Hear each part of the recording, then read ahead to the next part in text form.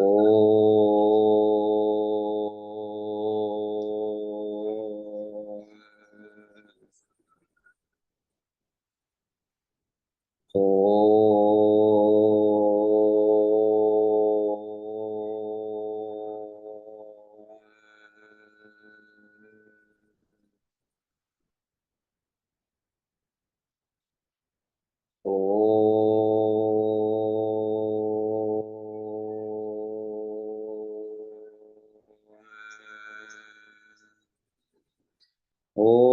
गणानां त्वा गणपतिगं हवामहे कविं कवीनाम् उपमश्रवस्तमं ज्येष्ठराजं ब्रह्मणां ब्रह्मणस्पत आनशृण्वन्नोतिभिः सीदसाधनम्। ओम श्री महागणाधिपतये नमः। ओम गं गणपतये नमः। ओम प्रणो देवी सरस्वती वाजेभिर्वाजिनीवती धीनामवित्र्यवतु। ओम ऐं सरस्वत्यै नमः। ओम गुरुर्ब्रह्मा गुरुर्विष्णुः गुरुर्देवो महेश्वरः गुरुः साक्षात् परब्रह्म तस्मै श्री गुरवे नमः। ओम गुं गुरुभ्यो नमः। ओम श्री गणेश शारद सद्गुरु मंगलमूर्तिभ्यो नमः। ओम शं नो मित्रः शं वरुणः शं नो भवत्वर्यमा शं न इंद्रो बृहस्पतिः शं नो विष्णुरुक्रमः। नमो ब्रह्मणे नमस्ते वायो त्वमेव प्रत्यक्षं ब्रह्मासि त्वमेव प्रत्यक्षं ब्रह्म वदिष्यामि ऋतं वदिष्यामि सत्यं वदिष्यामि तन्मामवतु तद्वक्तारमवतु अवतु माम् अवतु वक्तारम् अवतु वक्तारम्। ओम शांति शांति शांतिः। ओम सहना भवतु सहनौ भुनक्तु सह वीर्यं करवावहै तेजस्विनौ अधीतमस्तु मा विद्विषावहै। ओम शांति शांति शांतिः। ओम यश्चन्दसां वृषभो विश्वरूपः छन्दोभ्यो अध्यमृतात् संबभूव समेन्द्रो मेधया आस्पृणोतु अमृतस्य देवधारणो भूयासं शरीरं मे विचर्षणं जिह्वा मे मधुमत्तमा कर्णाभ्यां भूरिविश्रुवं ब्रह्मणः कोशोऽसि मेधया पिहितः श्रुतं मे गोपाय। ओम शांति शांति शांतिः। ओम अहं वृक्षस्य रेरिव कीर्तिः पृष्ठं गिरेरिव ऊर्ध्वपवित्रो वाजिनीव स्वमृतमस्मि द्रविणगं सवर्चसं सुमेधा अमृतोक्षितः इति त्रिशङ्कोर्वेदानुवचनम्। ओम शांति शांति शांतिः। ओम पूर्णमदः पूर्णमिदं पूर्णात् पूर्णम् उदच्यते पूर्णस्य पूर्णम् आदाय पूर्णम् एव अवशिष्यते। ओम शांति शांति शांतिः। ओम आप्यायन्तु ममाङ्गानि वाक् प्राणश्चक्षुः श्रोत्रमथो बलमिन्द्रियाणि च सर्वाणि सर्वं ब्रह्मोपनिषदं माहं ब्रह्म निराकुर्यां मा ब्रह्म निराकरोत्। अनिराकरणमस्तु अनिराकरणं मे अस्तु तदात्मनि निरते यः उपनिषत्सु धर्माः ते मयि सन्तु। ओम शांति शांति शांतिः। ओम वांग मे मनसि प्रतिष्ठिता मनो मे वाचि प्रतिष्ठितम् आविरावीर्म एधि वेदस्य म आणीस्तः श्रुतं मे मा प्रहासीः अनेनाधीतेनाहोरात्रान् संदधामि ऋतं वदिष्यामि सत्यं वदिष्यामि तन्मामवतु तद्वक्तारमवतु अवतु माम् अवतु वक्तारम् अवतु वक्तारम् ओम शांति शांति शांतिः ओम भद्रं नो अपिवातय मनः ओम शांति शांति शांतिः ओम भद्रं कर्णेभिः शृणुयाम देवाः भद्रं पश्येमाक्षभिर्यजत्राः स्थिरैरङ्गैस्तुष्टुवागंसस्तनूभिः व्यशेम देवहितं यदायुः स्वस्ति न इंद्रो वृद्धश्रवाः स्वस्ति नः पूषा विश्ववेदाः स्वस्ति नस्तार्क्ष्यो अरिष्टनेमिः स्वस्ति नो बृहस्पतिर्दधातु ओम शांति शांति शांतिः ओम यो ब्रह्माणं विदधाति पूर्वं यो वै वेदाश्च प्रहिणोति तस्मै तगंह देवमात्मबुद्धिप्रकाशं मुमुक्षुर्वै शरणमहं प्रपद्ये ओम शांति शांति शांतिः ओम नमो ब्रह्मादिभ्यो ब्रह्म विद्या संप्रदाय कर्तृभ्यो वंश ऋषिभ्यो महद्भ्यो नमो गुरुभ्यः सर्वोपप्लवरहितः प्रज्ञानघनः प्रत्यगर्थो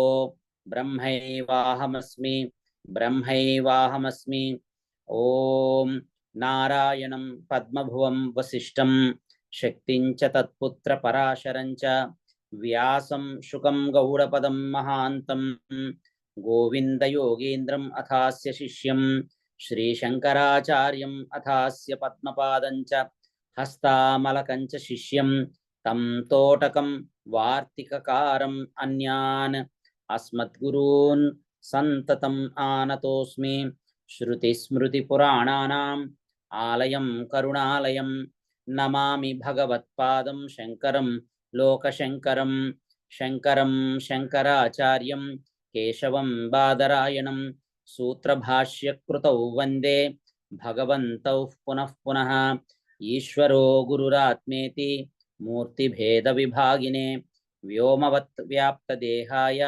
श्रीदक्षिणामूर्तये नमः यैरिमे गुरुभिः पूर्वं पदवाक्यप्रमाणतः व्याख्याताः सर्ववेदान्ताः तान् नित्यं प्रणतोऽस्म्यहम् ओम शांति शांति शांतिः ओम अशुभानि निराचष्टे तनोति शुभसन्ततिं स्मृतिमात्रेण यत्पुंसां ब्रह्म तन्मङ्गलं परम् अतिकल्याणरूपत्वात् नित्यकल्याणसंश्रयात् स्मर्तॄणां वरदत्वाच्च ब्रह्म तन्मङ्गलं विदुः ओंकारश्च अत शब्दश्च द्वौ एतौ ब्रह्मणः पुरा कंठं भित्वा विनिर्यातौ तस्मान् मांगलिका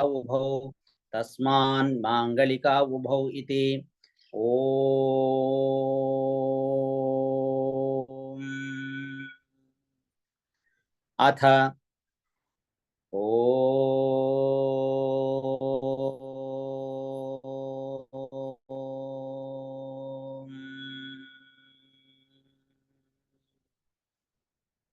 अथ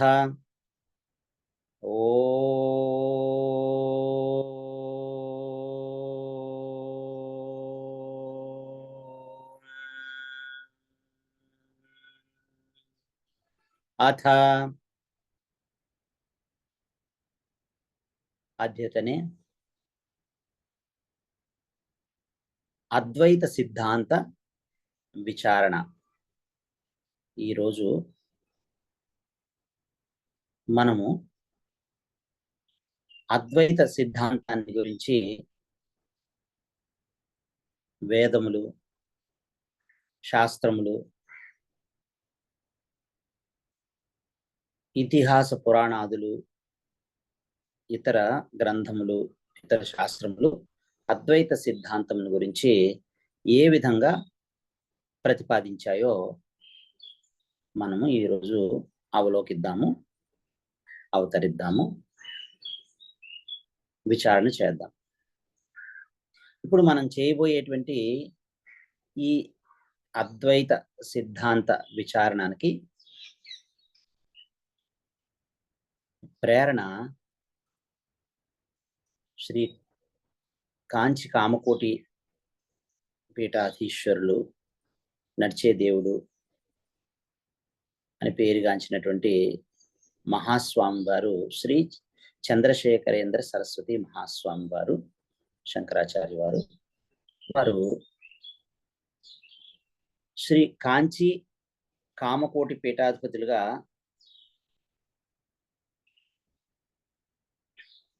శంకరాచార్యులుగా విరాజిల్లారు. వారి అనంతరము శ్రీ జగద్గురు శ్రీ జయేంద్ర సరస్వతి మహాస్వాములు వారు శంకరాచార్యులుగా విరాజిల్లారు. ప్రస్తుతము జగద్గురు శ్రీ విజయేంద్ర సరస్వతి మహాస్వామి శంకరాచార్య వారు కాంచి మఠ పీఠాధీశ్వరులుగా శంకరాచార్యులుగా విరాజిల్లుతూ ఉన్నారు. వీరి అనంతరము ఉత్తరాధికారిగా శ్రీ జగద్గురు శ్రీ సత్య చంద్రశేఖరేంద్ర సరస్వతి స్వామి వారు ఉత్తరాధికారులుగా అనంతర శంకరాచార్యులుగా పీఠాధీశ్వరులు అయినారు.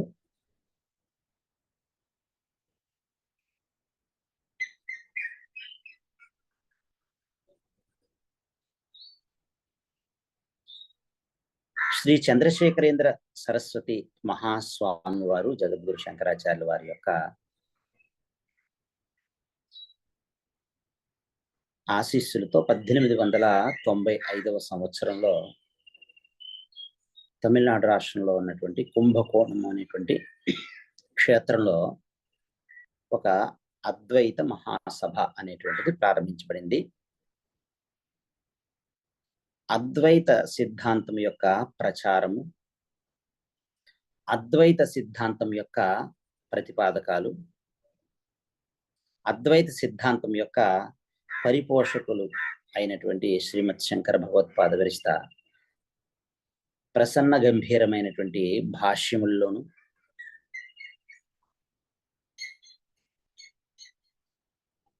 శంకర భగవత్పాదులు వారు రచించినటువంటి వివిధ అద్వైతవాద అద్వైత సిద్ధాంత గ్రంథాల్లోనూ నిష్ణాతులైనటువంటి అనుష్ఠీయమాన చరిత్రులైనటువంటి మహాత్ముల యొక్క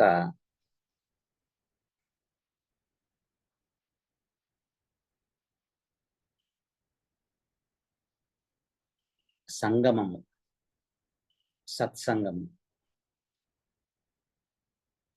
ఈ అద్వైత సిద్ధాంతాన్ని పాటించేటువంటి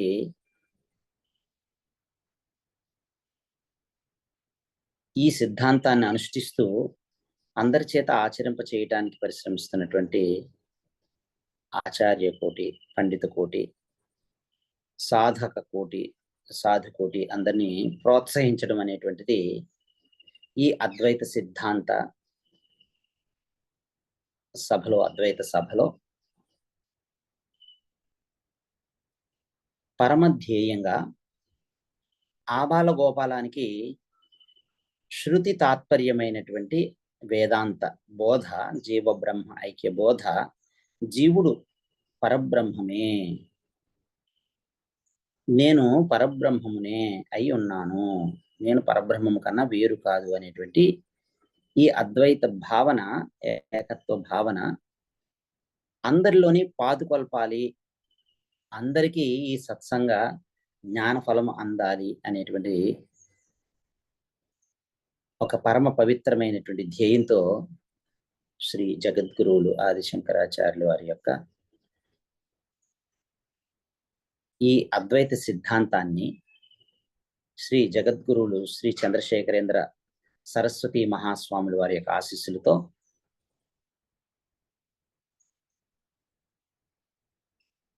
ఈ సభని మరలా 1945 సంవత్సరంలో కాంచి కామకోటి పీఠాధిపతులుగా విరాజిల్లినటువంటి జగద్గురు శ్రీ జయేంద్ర సరస్వతి స్వామి వారి యొక్క గురువు గారైనటువంటి శ్రీమద్ చంద్రశేఖరేంద్ర సరస్వతి మహాస్వాముల వారి యొక్క పరమ గురువుల యొక్క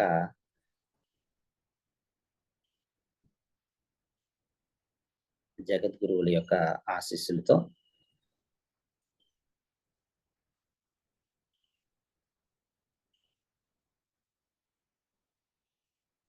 కుంభకోణంలో ఒక వారం రోజుల పాటు సువర్ణ ఉత్సవాలని జరుపుకోవడం జరిగింది. ఆ సందర్భంలో 51 మంది పండితులు అద్వైత సిద్ధాంతాన్ని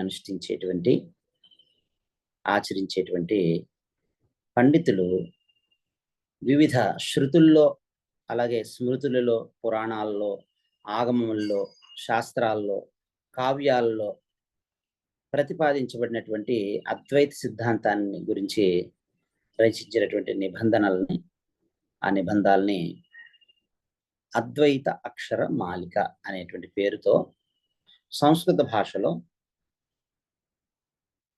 ప్రచురింపబడ్డాయి.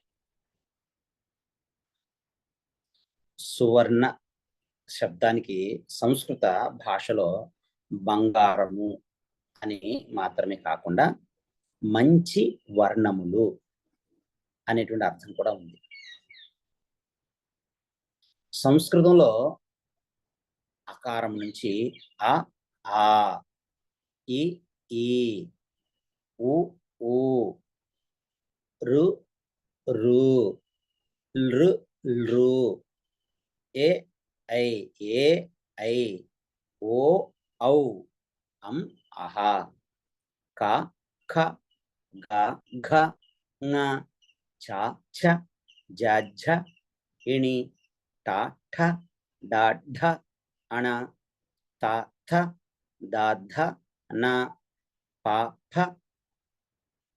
బ, భ, మ, య, ర, ల, వ, షే, ష, స, హ, ళ, క్ష. అకారం నుంచి క్షకారం వరకు ఉన్నటువంటి అకారాది క్షకారాంతములైనటువంటి 51 వర్ణములు, అక్షరములు ఉన్నాయి. అందుచేత సువర్ణ ఉత్సవ సందర్భంలో వెలువరించినటువంటి అద్వైత సిద్ధాంతాన్ని చెప్పినటువంటి ఆచార్యుల యొక్క ఈ నిబంధాలకి అక్షరమాల అనేటువంటి నామధేయాన్ని జగద్గురువు శంకరాచార్యులు, పరమాచార్య వారు దీనికి సూచించడం జరిగింది. ఒక్కొక్క అక్షరం కింద ఒక్కొక్క విషయం ప్రతిపాదించే ఈ నిబంధం అనేటువంటిది వ్రాయబడింది.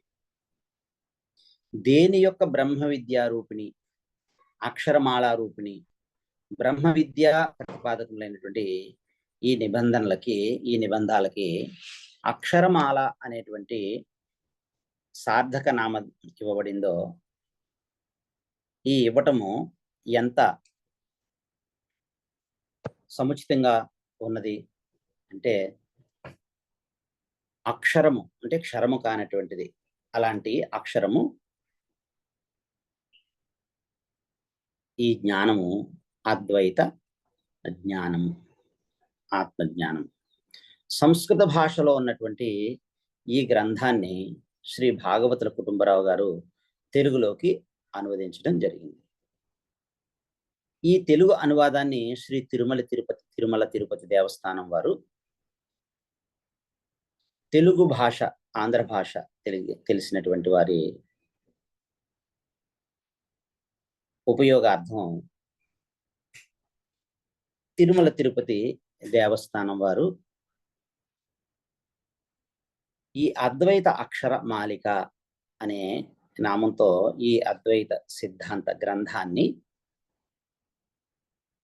అత్యంత ముహుదావహంగా ప్రచురించడం జరిగింది. ఈ గ్రంథంలో ప్రతిపాదించినటువంటి విషయాల యొక్క సంగ్రహము ఏమిటి అని అంటే, సంక్షిప్తంగా మొదట ఈ గ్రంథంలో ఉన్నటువంటి విషయాన్ని సంక్షిప్తంగా చూద్దాము. ఆ అనే అక్షరంతో ఉన్నటువంటిది శ్రీ శంకర భగవత్పాదులు వారి యొక్క అద్వైత సిద్ధాంతంలో శివునకు విష్ణువునకు భేదము లేదు. శివ విష్ణువుల యొక్క అభేదము మొట్టమొదటి ఆ అనేటువంటి అక్షరంతో చెప్పడం జరిగింది. శ్రీ శంకర భగవత్పాదులు వారు శివుణ్ణి అలాగే మహావిష్ణువును కూడా ఒకే పరమేశ్వరునిగా ప్రతిపాదించి ఉన్నారు. ఈ విషయం శ్రీ శంకర భగవత్పాదుల వారి యొక్క సూత్ర భాష్య ప్రకరణ గ్రంథాలలో మనకి ప్రస్ఫుటంగా కనిపిస్తుంది. ఈ జగత్తుకి, ఈ ప్రపంచానికి ఉపాదాన కారణము అలాగే నిమిత్త కారణము కూడా పరమేశ్వరుడే అని ప్రతిపాదిస్తూ ఆ పరమేశ్వరుడే శైవ ఆగమాలలో శివుడుగాను, పాంచారాత్ర ఆగమాలలో విష్ణువుగాను ప్రతిపాదించబడ్డారు అని శ్రీ శంకర భగవత్పాదులు వారు వారి యొక్క బ్రహ్మసూత్ర శారీరక మీమాంస భాష్యంలోని పాశుపత అధికరణము అలాగే పాంచరాత్ర అధికరణములలో సూచించి ఉన్నారు. శంకర భగవత్పాదులు వారు రచించినటువంటి ప్రకరణ గ్రంథము దశశ్లోకి. ఈ గ్రంథంలో తదేకో అవశిష్ట శివ కేవలోహం, తదేకో అవశిష్ట శివ కేవల అహం, మిగిలినటువంటి ఆ శివుడునే నేను అని వారి యొక్క దశ శ్లోకాలని ఉపసంహరించారు భగవత్పాదులు వారు. భగవత్పాదుల వారు శంకర భగవత్పాదులు వారు రచించినటువంటి మరొక ప్రకరణ గ్రంథం వాక్య వృత్తి. దానిలో యస్య ప్రసాదాత్ అహం ఏవ విష్ణుః మయి ఏవ సర్వం పరికల్పితంచ, యస్య ప్రసాదాత్ అహం ఏవ విష్ణుః మయి ఏవ సర్వం పరికల్పితంచ అని నేను విష్ణువునే, నాయందే ఈ సమస్తము అంతా కల్పించబడింది అని శంకర భగవత్పాదులు వారు ఉపసంహరించారు ఈ వాక్య వృత్తి గ్రంథాన్ని. ఆ విధంగానే శ్రీ శంకర భగవత్పాదులు వారి యొక్క మరొక ప్రకరణ గ్రంథము ప్రశ్నోత్తర మాలిక అనేటువంటి దానిలో ఒక ప్రశ్న ఉంది. కశ్చ భగవాన్,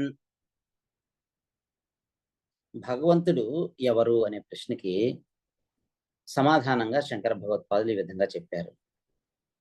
మహేష శంకర నారాయణాత్మక అని. భగవంతుడు ఎవరంటే శంకర నారాయణ స్వరూపుడైన మహేశ్వరుడు ఒక్కడే భగవంతుడు అని చెప్పి ఉన్నారు. ఇది ఆ అనే అక్షరంలో సంక్షిప్తంగా చెప్పినటువంటి అద్వైత సిద్ధాంతం. రెండవ అక్షరము ఆ. అద్వైత సిద్ధాంతము అంటే ఏమిటి, అద్వైత సిద్ధాంతం అంటే ఏమిటి అని ఈ ఆ అనేటువంటి అక్షరంలో చెప్పినటువంటి దానిలో ఉపనిషత్తుల్లోను, వేదం యొక్క సారములైనటువంటి ఉపనిషత్తుల్లోను, మహాభారతంలోను, శ్రీమన్ మహాభారతంలోను, స్మృతులలోను, పురాణాల్లోను ప్రధానంగా ప్రతిపాదించబడేటువంటిది అద్వైతమే. ఒక గ్రంథంలో ద్వైతాన్ని ప్రతిపాదించే వాక్యాలు ఎన్ని ఉన్నప్పటికీ ఆ గ్రంథంలో అద్వైత సిద్ధాంతాన్ని, అద్వైత తత్వాన్ని ప్రతిపాదించేటువంటి ఒక్క వాక్యం లేదా రెండు వాక్యములు, ఒకటి లేదా రెండు వాక్యములు ఉన్నప్పటికీ కూడా మొత్తం ఆ గ్రంథము అద్వైత తత్వాన్నే ప్రతిపాదిస్తూ ఉన్నది అని అంగీకరించాలి అని చెప్పారు. ద్వైత ప్రతిపాదక వాక్యములు అన్నీ కూడా చిత్తశుద్ధికి చిత్త ఏకాగ్రతకి ఉపయోగించేటువంటి కర్మ అనుష్ఠాన ఉపాసనలను బోధించడానికే. అద్వైత తత్వ సాక్షాత్కారానికి ఉపయుక్తములైనటువంటి సాధన చతుష్టయ సంపత్తి, సాధన చతుష్టయ సంపత్తిని, సాధన చతుష్టయాదుల్ని బోధించడానికి ఉద్దేశించబడినవి. ఈ విధంగా ద్వైత వాక్యాలను సమన్వయం చేసుకొనవచ్చును. ద్వైత వాక్యాల్ని అద్వైతమునందు సమన్వయం చేసుకోవచ్చును. అంతేకాని అద్వైత వాక్యాలకి ద్వైత వాక్యాలతో సమన్వయము కుదరదు. అద్వైత సిద్ధాంతంలో ద్వైత వాక్యాలన్నింటినీ కూడా సమన్వయం చేసుకోవచ్చు, కానీ అద్వైత వాక్యాలకు ద్వైత వాక్యాలతో సమన్వయము కుదరదు అని చెప్పారు. ఈ అద్వైత సిద్ధాంతంలోని మూల సిద్ధాంతాలు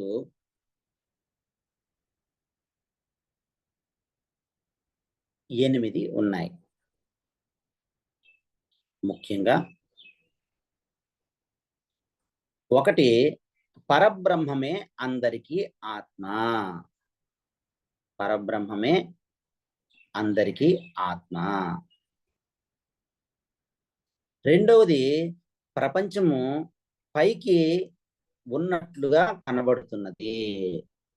ప్రపంచము పైకి ఉన్నట్లుగా కనిపిస్తున్నది, కానీ వాస్తవంలో ఇది అనిత్యము, ఇది మిథ్యా.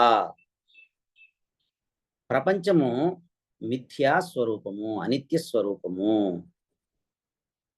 3వది, మోక్షము బ్రహ్మజ్ఞానం వలన మాత్రమే లభిస్తుంది. మోక్షము నా యథార్థ స్వరూపము, నా స్వరూపము ఎప్పుడు నేను ఆత్మస్వరూపం బ్రహ్మస్వరూపం అయ్యున్నాను. ఈ బ్రహ్మస్వరూపము నేను బ్రహ్మస్వరూపమునే అని తెలుసుకోవడానికి వచ్చేటువంటి అడ్డుని, అవిద్యని, ఈ భ్రమని తొలగించడానికి బ్రహ్మజ్ఞానము ఒక్కటే సాధనము. కాబట్టి మోక్షము బ్రహ్మజ్ఞానం వలన మాత్రమే లభిస్తుంది. అజ్ఞాన నివృత్తికి జ్ఞానము ఉపయోగపడుతుంది. ఉన్నటువంటి ఆత్మస్వరూపము, మోక్ష స్వరూపము, నా స్వస్వరూపము నాకు అనుభవంలోకి వస్తుంది. 4వది, జీవాత్మ పరమాత్మ ఒక్కటే. జీవాత్మ పరమాత్మయే, జీవుడు పరబ్రహ్మమే.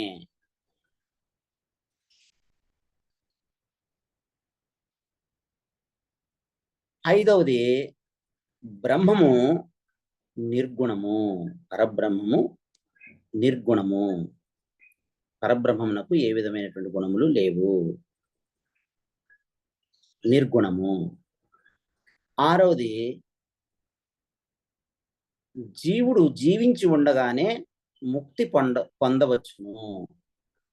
జీవుడు జీవించి ఉండగానే ముక్తిని పొందవచ్చును. అదే జీవన్ముక్తి.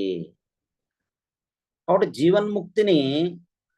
జీవన్ముక్తి ఆనందాన్ని అనుభవింపచేయడానికి మన స్వరూప జ్ఞానాన్ని మనకు గుర్తు చేసేదే ఈ అద్వైత సిద్ధాంతము, అద్వైత సిద్ధాంత జ్ఞానము, అద్వైత జ్ఞానము. 7వది, సత్యము 3 విధములు. 1 ప్రాతిభాసిక సత్యమని, వ్యావహారిక సత్యమని. 2వది వ్యావహారిక సత్యమని. 3వది పారమార్థిక సత్యమని. సత్యము 3 విధములు. సత్యము 3 విధములు. 1 ప్రాతిభాసిక సత్యము, 2 వ్యావహారిక సత్యము, 3 పారమార్థిక సత్యము. 8 హరునికి హరికి, హరిహరుల మధ్య, కేశవ శివుల మధ్య ఏ విధమైనటువంటి భేదము లేదు. హరిహరుల మధ్య భేదము లేదు. ఈ అంశాలు ఏ గ్రంథంలో అయితే మనకు కనబడతాయో, ఈ అంశాలు ఏ గ్రంథంలో కనబడినా అది అద్వైత తత్వ ప్రతిపాదక గ్రంథమని నిర్ణయించాలి అని చెప్పారు. ఇప్పుడు ఈ అనేటువంటి అక్షరమాలికలో ఋగ్వేదంలోని అద్వైత భావములు. ప్రతి వేదం కూడా కర్మకాండ లేదా ధర్మకాండ, జ్ఞానకాండ అని 2 విధాలుగా విభజింపబడి ఉంది. ప్రతి వేదం కూడా పూర్వభాగం కర్మకాండ లేదా ధర్మకాండ, ఉత్తరకాండము జ్ఞానకాండము అని 2 విధాలుగా విభజించబడి ఉంది. అనేక యజ్ఞయాగాదుల ద్వారా జగత్తుకి యోగక్షేమాలు కూర్చడానికి ఉపయోగించేది కర్మకాండము, ధర్మకాండము. ఫల అపేక్ష లేకుండా కర్మ ఆచరణం చేయడం చేత, భక్తి చేత, శ్రవణము, మననము, నితిధ్యాసనముల చేత బ్రహ్మ ఆత్మ ఐక్య సాక్షాత్కారం కలగటానికి ఉపయోగపడేటువంటిది జ్ఞానకాండము. ఉపనిషత్తుల్లో జ్ఞాన మార్గం ప్రధానంగా ఉపదేశించబడింది. అయితే కర్మకాండ బోధక వేద భాగంలో కూడా అద్వైత తత్వాన్ని బోధించేటువంటి వాక్యాలు కోకొల్లలుగా ఉన్నాయి. ఉదాహరణకి ఇంద్రం మిత్రం వరుణం అగ్నిం ఆహుః అథో దివ్యః సువర్ణః గరుత్మాన్ ఏకం సత్ విప్రా బహుధా వదంతి అగ్నిం యమం మాతరిశ్వానం ఆహుః. ఋగ్వేద సంహిత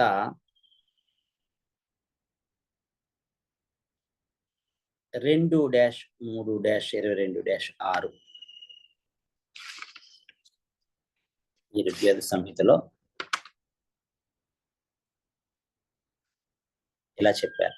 దీని తాత్పర్యం ఏంటంటే, విద్వాంసులు ఒకే సత్పదార్థాన్ని ఇంద్రుడు, మిత్రుడు, వరుణుడు, అగ్ని, గరుత్మంతుడు ఇత్యాది నామాలతో వేర్వేరుగా పిలుస్తారు అని చెప్పారు.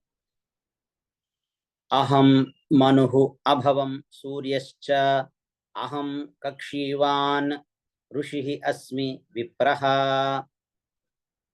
ఈ వేదవాక్యం కూడా ఋగ్వేద సంహిత 3-6-15-1. నేను మనువునే, నేను సూర్యుడిగాను, కక్షివంతుడిగాను, ఋషిగాను అయ్యాను అని వామదేవ ఋషి ఇతరాదేవి యొక్క గర్భంలో ఉండి ఆత్మ వ్యాపకత్వాన్ని అనుభవపూర్వకంగా అనుభవిస్తూ చెప్పారు. తాను బ్రహ్మమే అని తెలియకపోవడం చేతనే జీవుడు దుఃఖాన్ని అనుభవిస్తున్నాడు. తాను మనస్సు, శరీరము, ఇంద్రియాలు వీటికంటే భిన్నుడైనట్లు గ్రహించగానే శోక విముక్తుడు అవుతాడు అని చెప్పారు. యత్ తే యమం వైవస్వతం. ఇది కూడా ఋగ్వేద సంహితలోని 8-1-20-1లో ఈ సూక్తంలో ప్రతిపాదించబడింది. ఈ అనేటువంటి అక్షరంతో ఈ అక్షరమాలికలో యజుర్వేదంలో అద్వైత భావములు వాటి గురించి శుక్ల యజుర్వేదంలో అలాగే కృష్ణ యజుర్వేదంలో, యజుర్వేదం అనేటువంటిది 2 పాఠాలతో మనకు కనిపిస్తుంది. ఒకటి శుక్ల యజుర్వేదము, 2 కృష్ణ యజుర్వేదం. ఈ యజుర్వేదంలో 101 శాఖలు ఉన్నాయి. తైత్తిరీయ శాఖ దక్షిణాపథంలో బహుళ ప్రచారంలో ఉంది. తైత్తిరీయ ఉపనిషత్తుల్లోనూ సంహితాదుల్లోనూ కూడా అద్వైత తత్వ ప్రతిపాదకాలైనటువంటి వాక్యాలు ఎన్నో ఉన్నాయి. తత్ సృష్ట్వా తత్ ఏవ అనుప్రావిశత్ తత్ సృష్ట్వా తదేవాను ప్రావిశత్. తైత్తిరీయ ఉపనిషత్తులో పరమాత్మ జగత్తును సృష్టించి ఆ జగత్తులో ప్రవేశించాడు అని ఉన్నది.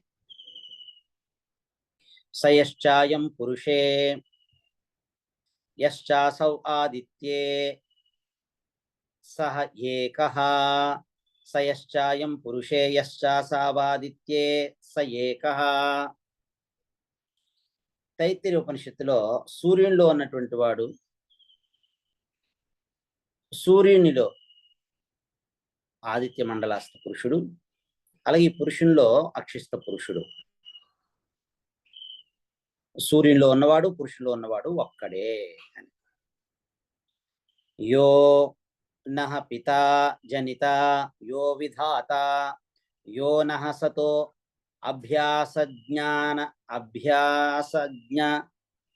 జ్ఞాన యో దేవానాం నామధా ఏకః ఏవ తం సంప్రశ్నం భువనాని అన్యా. తైత్తిరీయ సంహిత. మన తండ్రి అయినటువంటి వాడు, మన పోషకుడు అయినటువంటి వాడు,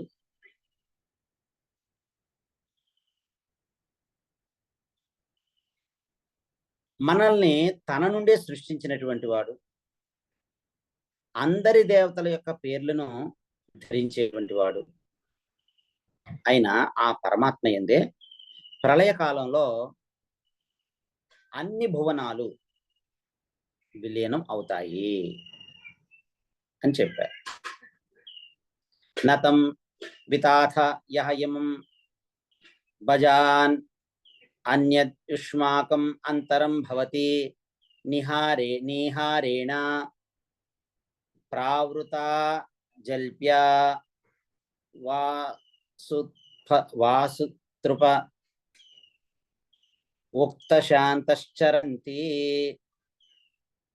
నతం వితా అథ యః ఇమం జజానాని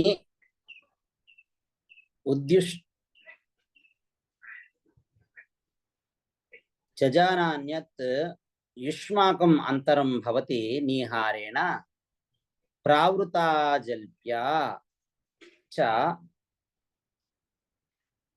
ఆసుతృప ఉక్తశానశ్చరంతి. అంటే ఈ జగత్తుని సృజించిన వానిని మీరు తెలుసుకొనజాలరు. మీ మధ్య పొగమంచు వంటిది ఉన్నది. మనుషులు ప్రాణాలతోనే తృప్తి చెందుతూ ఉంటారు.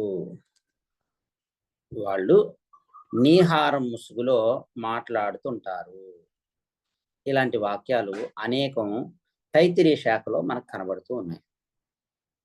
శుక్ల యజుశాఖకు సంబంధించిన బృహదారణ్యక ఉపనిషత్తు శతవత బ్రాహ్మణంలోనిది అద్వైత సిద్ధాంతానికి ఆకరం. అహం బ్రహ్మ అస్మి, అహం బ్రహ్మాస్మి, జీవ బ్రహ్మ ఐక్యత, నేను ఆ పరబ్రహ్మమునే అయ్యున్నాను అనేటువంటి అనుభవ వాక్యము బృహదారణ్యక ఉపనిషత్తులోని అద్వైత సిద్ధాంతానికి అది ఆకరం ఉంటుంది. ఊ అనేటువంటి అక్షరమాలికలో ఉంది. సామవేదంలోని అద్వైత భావములు, సామవేదంలోని అద్వైత భావములు. సామవేదమునకు 1000 శాఖలు ఉన్నాయి అని ప్రసిద్ధి. ప్రస్తుతము కౌతమ శాఖ మాత్రమే దక్షిణ దేశంలో ప్రచారంలో ఉంది.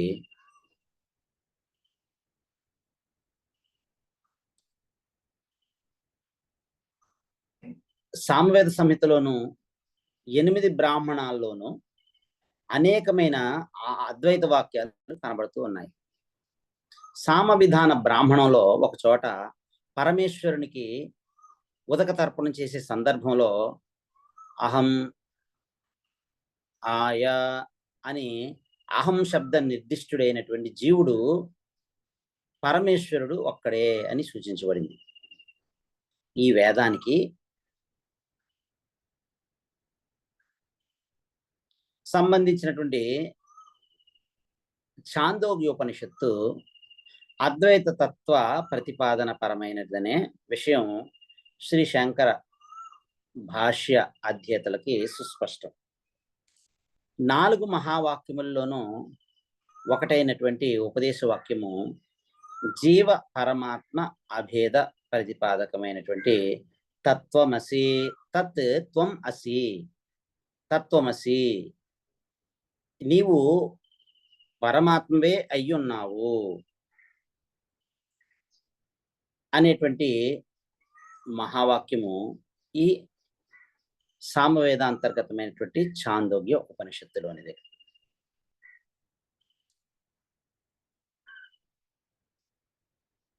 అద్వైత అక్షరముల్లో అక్షరమాలికలో ఊ అనేటువంటి అక్షరం. అథర్వ వేదంలో అద్వైత భావాలు,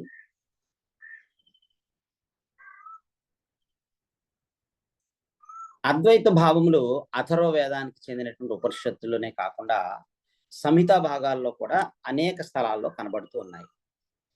హోత, అధ్వర్యువు, యాగము, అందరు ఋత్వికులు కూడా బ్రహ్మమే అని ఈ క్రింది మంత్రాలు మనకు చెబుతూ ఉన్నాయి. అథర్వ వేద సంహిత 19-42-1, 2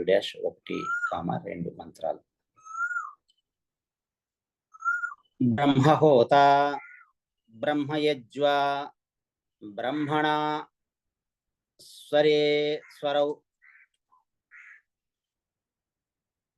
స్వర ఏవ ఇమిత. బ్రహ్మణ స్వరేవేమితాః అధ్వర్యుః బ్రహ్మణో జాతో బ్రహ్మణో అంతర్హితం హవిః. బ్రహ్మ నృచో ఘృతవతీః బ్రహ్మణా వేదిః ఉద్ధితా. బ్రహ్మయజ్ఞస్య తత్వం ఋత్విజో ఏ హవిష్కృతః.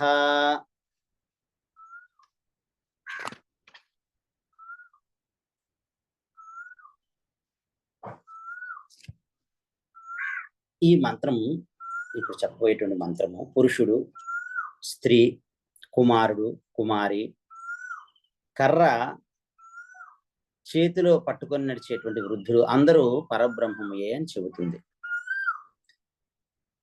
త్వం స్త్రీ పుమాన్ అసి, త్వం కుమారః ఉతవా కుమారి, త్వం జీర్ణోదండేన వంచసి, త్వం జాతః భవసి విశ్వతో ముఖః. ఉతైషాం పీతోతవా పుత్ర ఏషాం ఉతైషాం జ్యేష్ఠః ఉతవా కనిష్ఠః. ఏకో అహః దేవః మనసి ప్రవిష్టః. ప్రథమో జాతః సహ ఉగర్భే అంతః. అథర్వ వేద సంహిత 10-8-27-28 మంత్రాల్లో ఈ విధంగా చెప్పబడింది. ప్రశ్నోపనిషత్తు, ముండక ఉపనిషత్తు, మాండుక్య ఉపనిషత్తు, ఇవి అధర్వణ వేదంలో ఉన్నటువంటి ఉపనిషత్తులు. అద్వైత ప్రతిపాదికములని శ్రీ శంకర భగవత్పాదులు భాష్యాల్లో విశదీకరించి ఉన్నారు. అయం ఆత్మ బ్రహ్మ అనేటువంటి మహావాక్యము ఈ అధర్వణ వేదాంతర్గతమైనటువంటి మాండుక్య ఉపనిషత్తులో అనేది.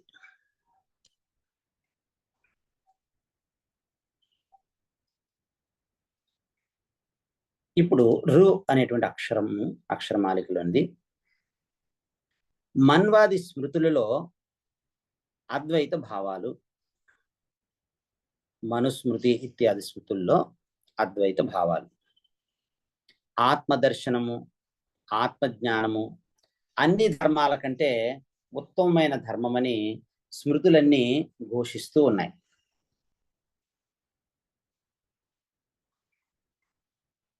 మనుస్మృతి యొక్క ఉపక్రమంలో ప్రారంభంలో ఉన్నటువంటి వాక్యాల్లో, అలాగే మనుస్మృతి యొక్క ఉపసంహారం ముగింపు వాక్యాల్లోనూ అద్వైత భావము స్పష్టంగా కనబడుతుంది. యోగం చేత ఆత్మ సాక్షాత్కారం పొందటం అత్యుత్తమ ధర్మము అని 1వ అధ్యాయం 8వ శ్లోకంలోను అని ప్రారంభంలోను నేను ప్రతి ప్రాణిలోనూ ఉన్నాను, ప్రతి ప్రాణి నాలో ఉన్నది అని ఏకత్వాన్ని చూసేటువంటి వాడు బ్రహ్మత్వాన్ని పొందుతాడు అని 12వ అధ్యాయం 91వ శ్లోకంలో అని చివరి వాక్యంలో చెప్పబడింది.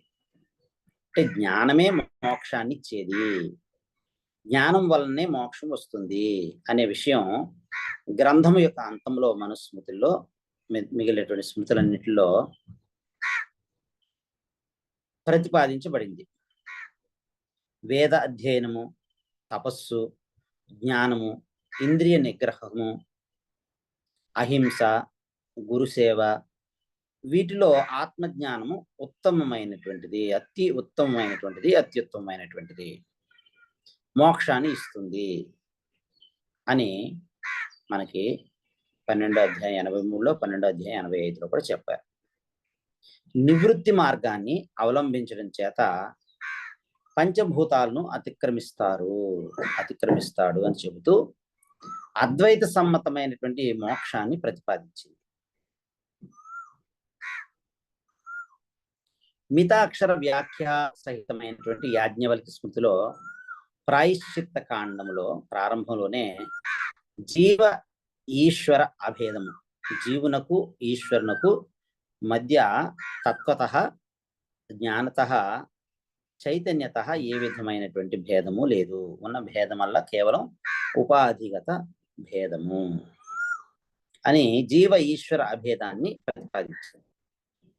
ఆత్మజ్ఞానం వల్ల పునరావృత్తి అంటే పునర్జన్మ ఉండదు అని యతిధర్మ ప్రకరణంలో మనకి 108 నుంచి 110లో చెప్పబడింది. అద్వైత సిద్ధాంత ప్రసిద్ధమైనటువంటి ఘటాకాశము, ప్రతిబింబాది ఉదాహరణలతో బ్రహ్మజ్ఞానము విశదీకరించబడింది.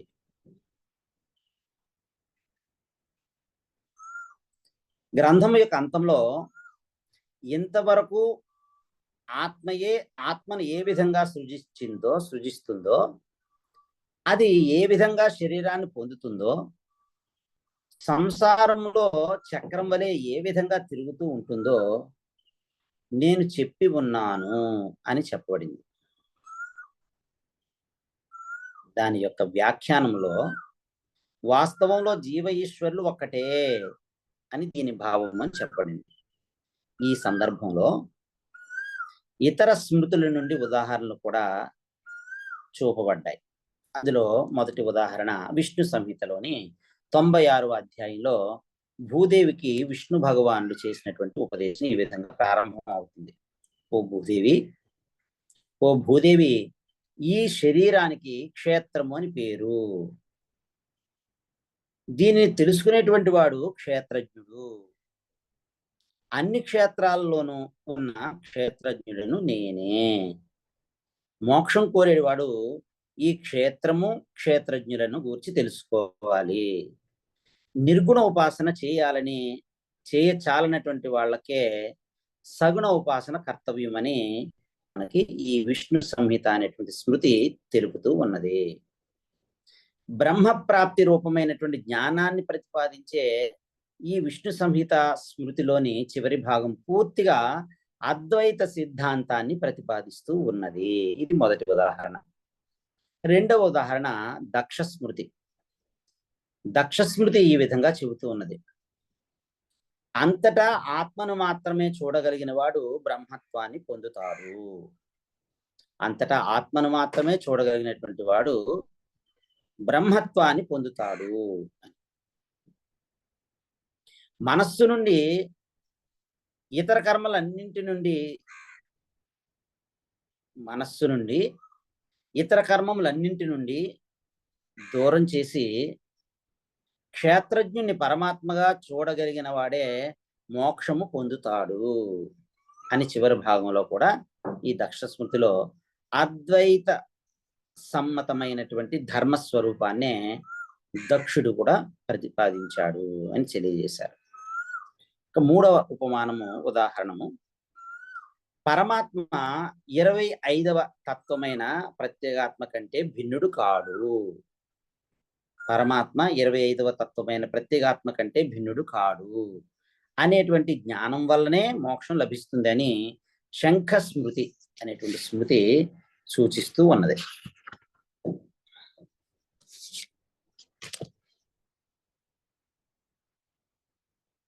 ఇప్పుడు రు అనేటువంటి అక్షరము అక్షరమాలికలోనిది. ధర్మసూత్రాలలో అద్వైత భావములు, ధర్మసూత్రములలో అద్వైత భావములు. ఆత్మలాభాన్ని మించినటువంటి లాభము లేదు అని ఆపస్తంభ సూత్రము చెబుతూ ఉన్నది. ఆత్మ నిత్యమైనది, ఆత్మ ఎల్లప్పుడూ లభించినటువంటిది, ఆత్మ ఇప్పుడు లభించేటువంటిదే. అందుచేత ఆత్మలాభం అనగా అజ్ఞానాన్ని తొలగించుకుని ఆత్మ సాక్షాత్కారం పొందటము అని అర్థము. అజ్ఞానాన్ని తొలగించుకుని ఆత్మ సాక్షాత్కారాన్ని పొందటము అని అర్థము. ఈ సూత్ర వ్యాఖ్యలో హరదత్తాచార్యులు వారు చాలా కాలం ఆటవికుల ఇంట్లో ఉండటం వల్ల ఆటవిక జాతికి చెందిన వానిగానే తనను భావిస్తూ చివరికి ఎవరో బోధించడం చేత తాను ఆటవికుడిని కాను, వ్యాధుడను కాను అని నిజానికి రాజకుమారుడిని గ్రహించిన ఆ రాజకుమారుని యొక్క కథని శంకర భగవత్పాదులు బృహదారణ్యక ఉపనిషత్ భాష్యంలో 2వ అధ్యాయంలో ఉదహరించి ఉన్నారు. బోధాయన సూత్రాల్లో కూడా ఓంకారము బ్రహ్మమే, ఓంకారము బ్రహ్మమే,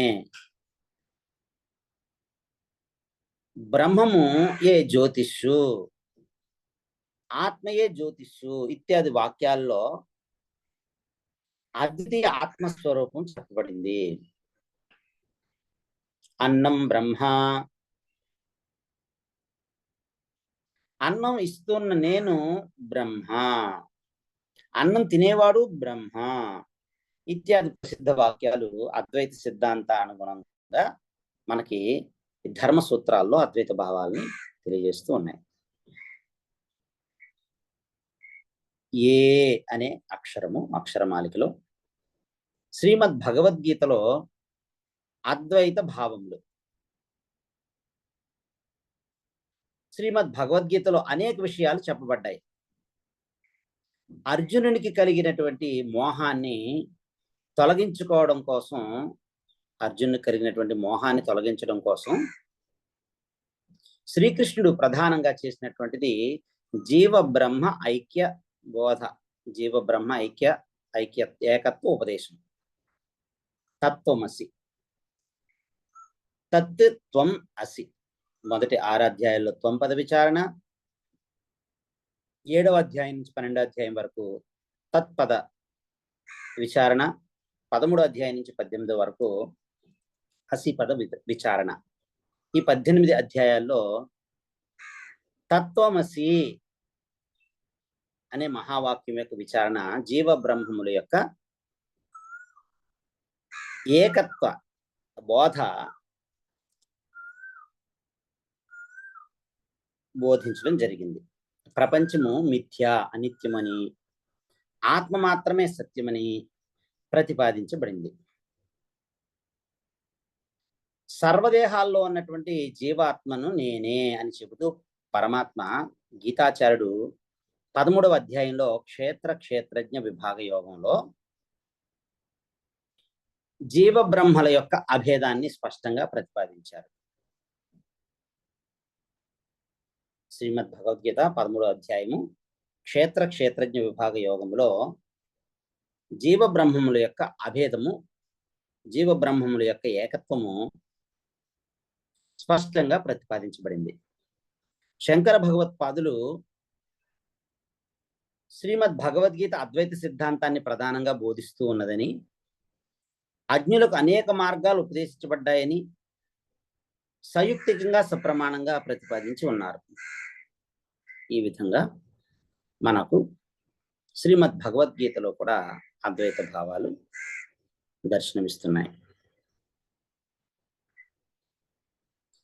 వ్యాకరణ శాస్త్రంలో కూడా అద్వైత భావాలు మనకి కనిపిస్తాయి.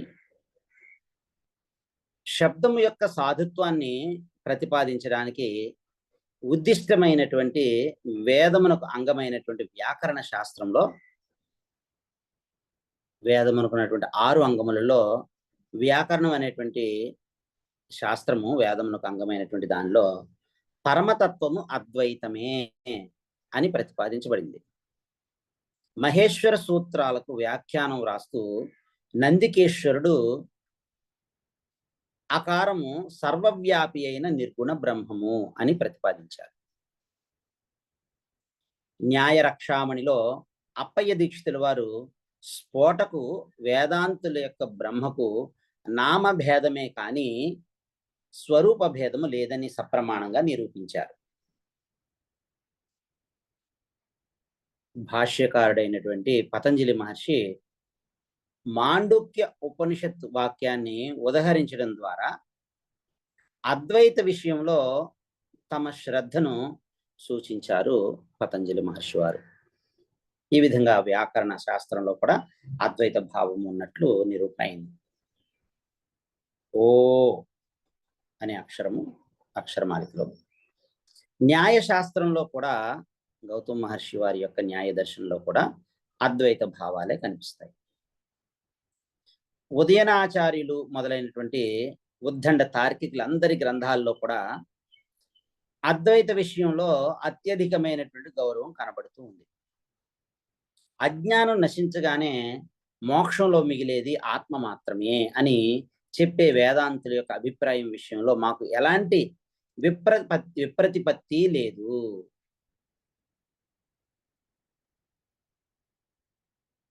వేదాంతుల అభిప్రాయ విషయంలో మాకు ఎలాంటి విప్రతిపత్తి లేదు అని ఉదయనాచార్యులు కిరణావళిలో అంటారు. కిరణావళి అనేటువంటి గ్రంథంలో ఉదయనాచార్యులు చెప్తున్నారు. అన్నం భట్టాదులు వేదాంతులు అంగీకరించినటువంటి జహత్ అజహత్ లక్షణాలను తమ గ్రంథాల్లో నిరూపించారు. దీన్ని బట్టి న్యాయశాస్త్రంలో కూడా గౌతముని యొక్క న్యాయ దర్శనంలో కూడా అద్వైత భావాలు ఉన్నట్టుగా తెలుస్తుంది. ఔ అనే అక్షరము. పూర్వమీమాంసా దర్శనంలో అద్వైత భావములు. జైమిని మహర్షి వారి యొక్క పూర్వమీమాంసా దర్శనంలో అద్వైత భావములు. ఆయా వైదిక కర్మఫలాన్ని అనుభవించడానికి లోకాంతర దేశాంతరాలకు వెళ్ళే ఆత్మ ఒకటి దేహం కంటే భిన్నంగా ఉన్నది అని మాత్రం చెబితే పూర్వమీమాంసకు చాలు.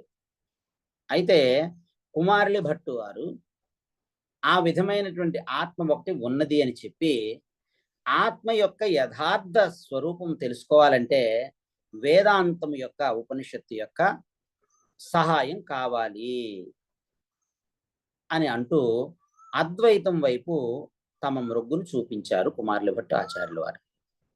నేను, నాది అనే భావాలు ఆరోపించబడినవే కానీ యథార్థమైనటువంటి భావములు కావు అనే విషయము సత్యమే.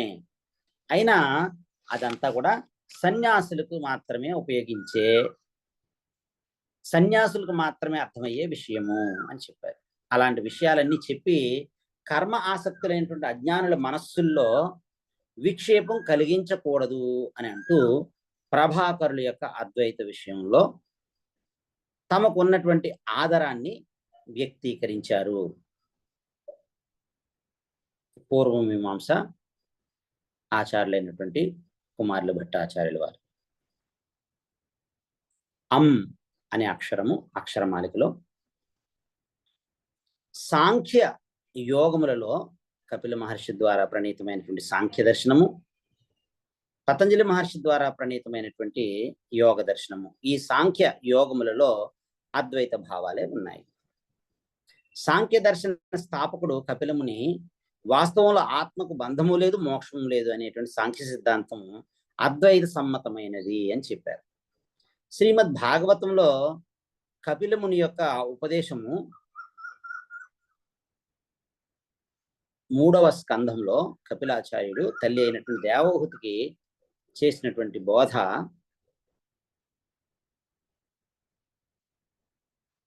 కపిలుని యొక్క ఉపదేశము అద్వైత సిద్ధాంతానికి సంబంధించినదే. పతంజలి మహర్షి వారి ప్రతిపాదించినటువంటి యోగ దర్శనము, వారు ప్రతిపాదించినటువంటి యోగము మనస్సును ఏకాగ్రం చేయడం ద్వారా అద్వితీయ ఆత్మ సాక్షాత్కారానికి యోగము ఉపయోగపడుతుంది అని ఈ సాంఖ్య యోగ దర్శనాల్లో అద్వైత భావాల్ని ప్రస్ఫుటింపజేశారు ఆచార్యులు. అహా అనే అక్షరము వాల్మీకి రామాయణంలో కూడా అద్వైత భావములు ఉన్నాయి అని చెప్తున్నారు. రాముడు, శ్రీరాముడు సూర్యునికి సూర్యుడు, శ్రీరాముడు అగ్నికి అగ్ని, శ్రీరాముడు ఈశ్వరునికి ఈశ్వరుడు అని సుమిత్రాదేవి అయోధ్యకాండలో వనానికి వెళుతున్నటువంటి సీతారాములతో పాటుగా లక్ష్మణాన్ని వెళ్ళని లక్ష్మణుణ్ణి వనవాసానికి పంపుతూ సుమిత్రామాత చెప్పినటువంటి వాక్యాలు. అయోధ్యకాండలో రాముని గురించి, రాముని యొక్క తత్వాన్ని గురించి సుమిత్రాదేవి తన కుమారుడైనటువంటి లక్ష్మణునికి చెప్పినటువంటి మాటలు అయోధ్యకాండలో. తద్దేవా జ్యోతిషాం జ్యోతి శ్రోత్రస్య శ్రోత్రం ఇత్యాది ఉపనిషత్ వాక్యాల భావాల్ని అనువదిస్తూ ఉన్నాయి. రావణుని యొక్క వధ అనంతరము బ్రహ్మదేవుడు, చతుర్ముఖ బ్రహ్మదేవుడు శ్రీరాముని స్తుతిస్తూ పలికినటువంటి అక్షరం బ్రహ్మ సత్యం చ మధ్యే చ అంతే చ రాఘవ ఇత్యాది వాక్యాలు అద్వైత తత్వాన్నే ప్రతిపాదిస్తున్నాయి అని వాల్మీకి రామాయణంలోని అద్వైత భావాలను తెలియజేస్తున్నారు. క అనే అక్షరము అక్షరమాలికలో అధ్యాత్మ రామాయణము, వ్యాస భగవాన్ చేత రచించబడినటువంటి అధ్యాత్మ రామాయణంలో అద్వైత భావాలు. ప్రారంభం నుండి చివరి వరకు అధ్యాత్మ రామాయణం అద్వైత తత్వాన్ని ప్రతిపాదించడానికి ఉద్దిష్టమైనటువంటి వేదాంత గ్రంథము అని చెప్పడం జరిగింది. ఖ అనే అక్షరము ఆనంద రామాయణంలో అద్వైత భావములు. ఆనంద రామాయణంలోని రామాయణ సారకాండలోని 5వ సర్గలో శ్రీరామచంద్రుడు దశరథునికి శుక్తి రజిత భ్రాంతి, ఆలిచిప్ప మెరవటం వలన వెండిలా కనిపించేటువంటి ఆ మెరుపు భ్రాంతి వెండిగా కనిపిస్తుంది ఆలిచిప్పలో అని శుక్తి రజిత భ్రాంతి. అలాగే ఎడారుల్లో, ఎండమావుల్లో ఎండలో నీళ్ళులా కనిపించేటువంటి మృగతృష్ణ జలభ్రాంతి మొదలైనటువంటి ఉదాహరణలతో, ఉపమానాలతో అద్వైత తత్వాన్ని బోధిస్తాడు శ్రీరామచంద్రుడు తండ్రి అయినటువంటి దశరథ మహారాజుకి. రామ అష్టోత్తర శతనామ స్తోత్రంలో అద్వైత మతానుగుణాలైనటువంటి అద్వైత బ్రహ్మ రూప, చిన్మాత్ర, నిర్గుణ ఇత్యాది నామాలు కనబడుతూ ఉన్నాయి. విలాసకాండంలోని 7-12 సర్గలలో అద్వైత సమ్మతమైనటువంటి హరిహర అభేదము. హరి అంటే విష్ణుమూర్తి, హర అంటే శివుడు. విష్ణుమూర్తికి శివునికి అభేదము అంటే భేదము లేదు, శివకేశవుల మధ్య భేదము లేదు. హరిహర అభేదాన్ని ప్రతిపాదించబడింది. అందువలన ఆనంద రామాయణంలో కూడా అద్వైత సిద్ధాంతమే, అద్వైత భావమే ఉన్నది. గా అనేటువంటి అక్షరము అక్షరమాలికలో తులసి రామాయణంలో తులసీదాసు వారి చేత ప్రణీతమైనటువంటి తులసీదాస రామాయణంలో అద్వైత భావాలే ఉన్నాయి. శ్రీ తులసి రామాయణంలో తు అంటే రాముడు, లా అంటే లక్ష్మణుడు, సి అంటే సీత. శ్రీరామ లక్ష్మణ సీతల యొక్క దాసుడు తులసీదాసు.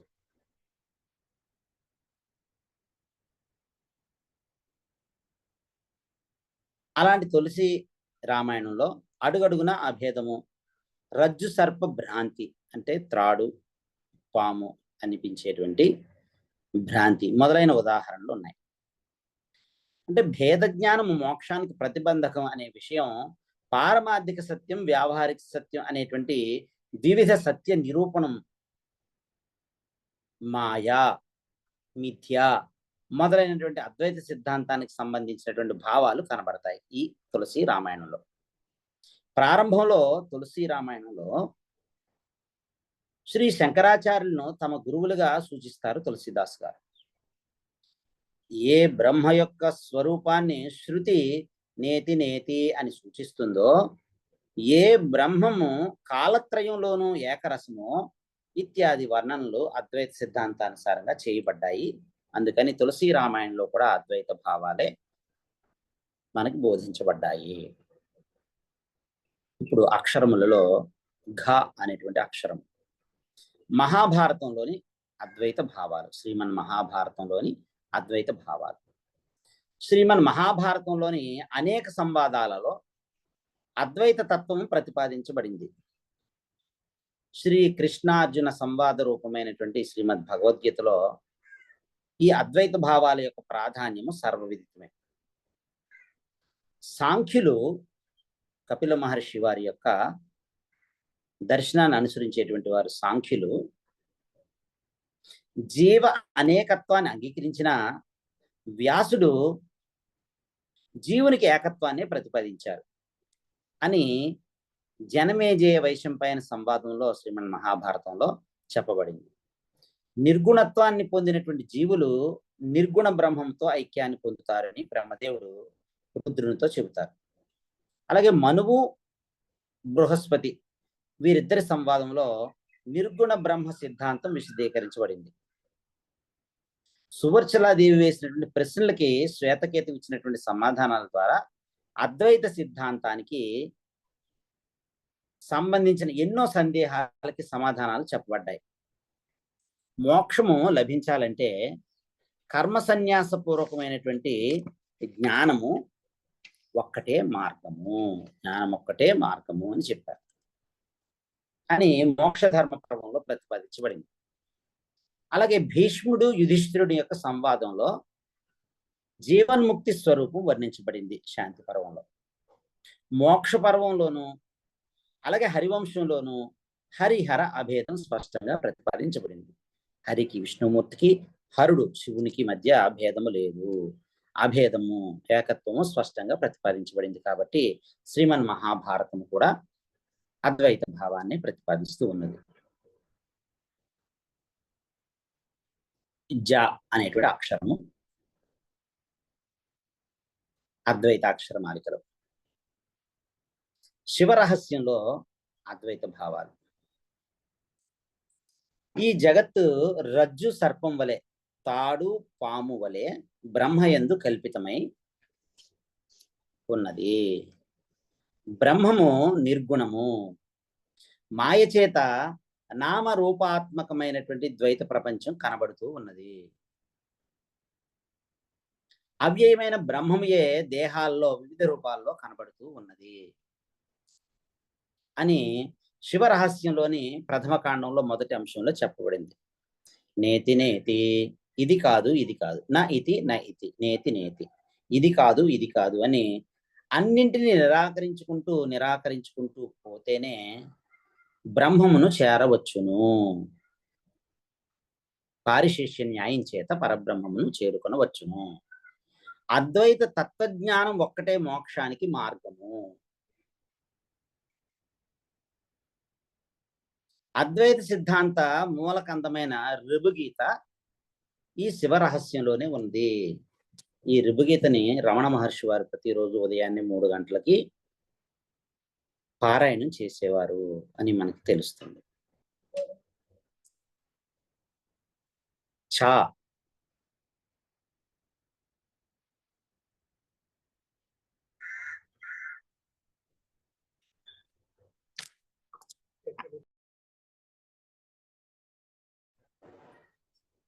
శ్రీమద్ భాగవతంలో ఉన్నటువంటి అద్వైత భావాలు.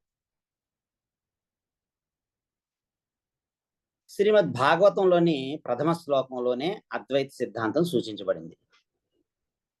జీవ బ్రహ్మల యొక్క ఏకత్వం వర్ణించబడింది. శృతి గీతలు మొదలైన స్థానాల్లో ద్వైతులు యొక్క ప్రశ్నలకి సమాధానాలు చెప్పి అద్వైత సిద్ధాంతమే ప్రతిపాదించబడింది. 11వ స్కందంలో, ఏకాదశ స్కందంలో శ్రీ శుకుని యొక్క మాటల్లో అద్వైతులు అంగీకరించిన జీవన్ముక్తి వర్ణించబడింది. భగవద్భక్తి చేత మనస్సును నిర్మలం చేసుకుని అజ్ఞానాన్ని తొలగించుకుని అద్వితీయ ఆత్మ సాక్షాత్కారం పొందడము అనేటువంటి మోక్షాన్ని పొందటమే పరమ లక్ష్యం అని శ్రీమద్ భాగవత మహాపురాణము మనకు ఉపదేశిస్తూ ఉన్నది. కాక్క గంగ చ తర్వాత ఛ అనే అక్షరం. దేవి భాగవతంలో అద్వైత భావాలు, శ్రీదేవి భాగవతంలో అద్వైత భావాలు. శ్రీదేవి భాగవతం అద్వైత భావాలతో నిండి ఉంది. నువ్వు ఈ మిథ్య అయిన జగత్తుని ఎలా సృజిస్తున్నావు అని అడిగినటువంటి ప్రశ్నకు అమ్మవారు శ్రీదేవి ఈ విధంగా సమాధానం చెప్పారు. ఇదంతా నేనే, నేను తప్ప మరొక నిత్య వస్తువు లేదు అని సమాధానం చెప్తుంది అమ్మ శ్రీదేవి. 1వ స్కంధము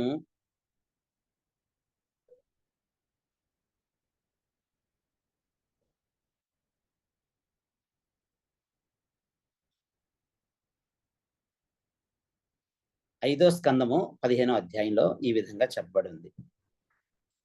బ్రహ్మము జీవుడు కూడా నేనే, భేదబుద్ధి కేవలం సంసారంలో మాత్రమే ఉంటుంది.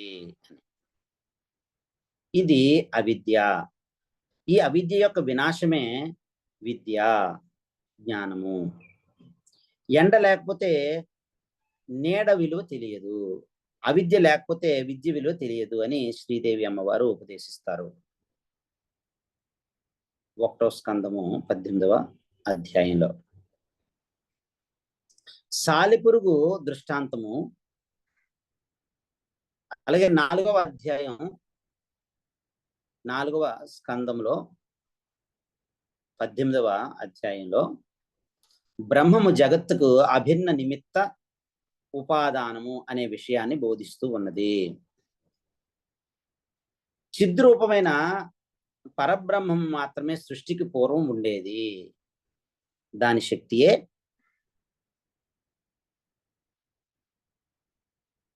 మాయా. ఇది సత్తు కాదు, అసత్తు కాదు అని 7వ స్కందము 32వ అధ్యాయంలో తెలియజేశారు. పరమాత్మయే ఉపాధి భేదం చేత జీవరూపంలో భాషిస్తున్నది. దీనికి కారణం అజ్ఞానము. ఈ అజ్ఞానము తొలగించుకోవాలి అని అంటే ఈ అజ్ఞానాన్ని మనం తొలగించుకున్నట్లయితే జీవిత లక్ష్యాన్ని సాధించినట్లు అవుతుంది. తత్వమసి, తత్ త్వం అసి, తత్వమసి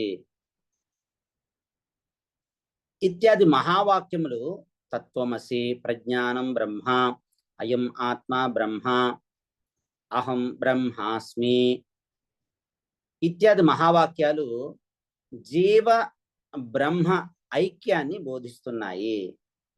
జీవన్ముక్తి జీవించి ఉండగానే లభిస్తుంది అని 7వ స్కందం 43వ అధ్యాయంలో అమ్మవారు చెబుతున్నారు. అజ్ఞానం తొలగిపోగానే క్రొత్తది ఏది లభించదు, స్వస్వరూపం మాత్రమే క్రొత్తగా లభించినట్లు అనిపిస్తుంది అని 7వ స్కందం 27వ అధ్యాయంలో చెప్పారు.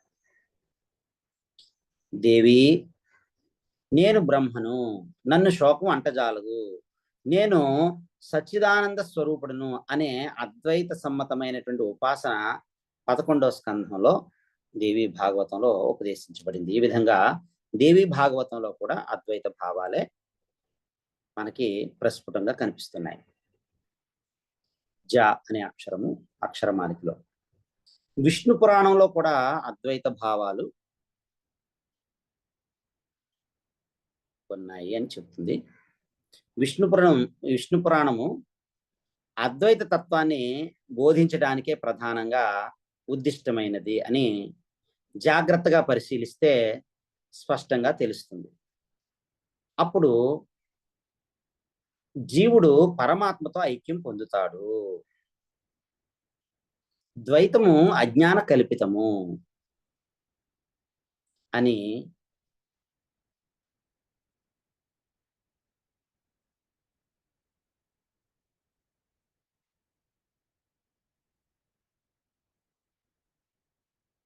ద్వైతము అజ్ఞాన కల్పితమని మనకు విష్ణు పురాణంలో చెప్పబడింది. 6-7-93లో ప్రపంచం అంతా విజ్ఞాన రూపం అయినది, బాహ్య ప్రపంచం ఉన్నది అని అజ్ఞానులు మాత్రమే అనుకుంటారు అని 2-14-33లో చెప్పారు. అన్ని శరీరాలలోనూ ఉన్నది ఒక్క ఆత్మయే అయినప్పుడు నువ్వు నేను అను భేద బుద్ధి అర్ధరహితమైనది అని చెప్పారు.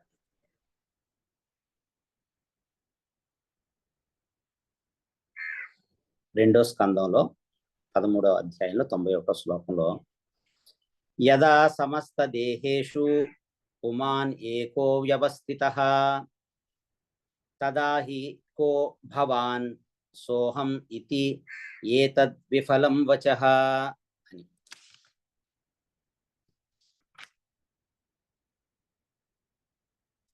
ఝ అనేటువంటి అక్షరమాలికలో